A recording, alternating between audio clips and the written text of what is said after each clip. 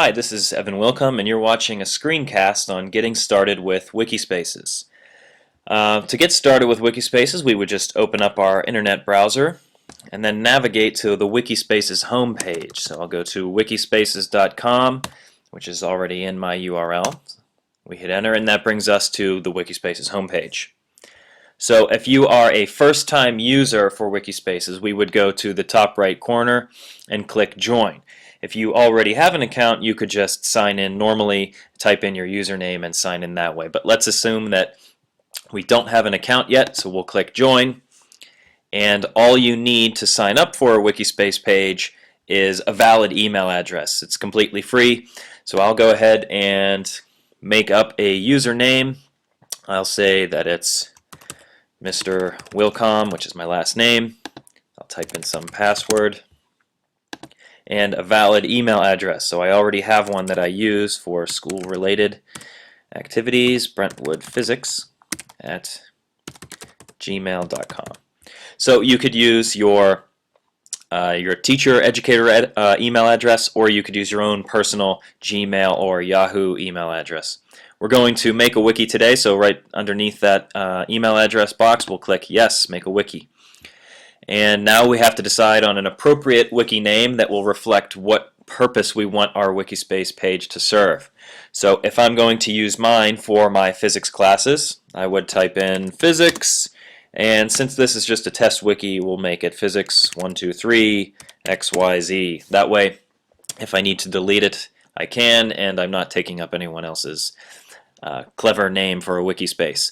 Now there's a couple different options for the permissions of your page that you want. So this sets how public or how private you want your Wikispace to be for the students.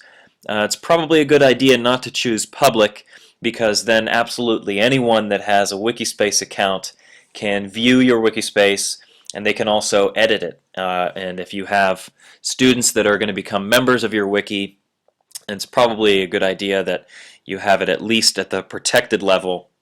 That way they have to be members, and there's really no chance of them coming into contact with anyone that they shouldn't come into contact with. So we'll click protected, and the wiki type is for K to 12, and we will certify that it's for educational use.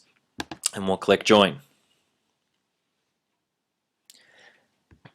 Okay, so once we do that, the very first time in creating a Wikispace, we get a lot of information here that is helping us getting started with our wiki, which I'm going to skip because we're sort of limited with time here. And here we go. Here's our homepage for our brand new Wikispace.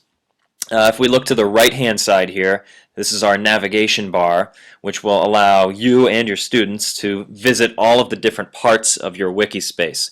So the title is up here to the left. You would see whatever you named your Wikispace, which isn't set in stone. You can actually change that once you've created it.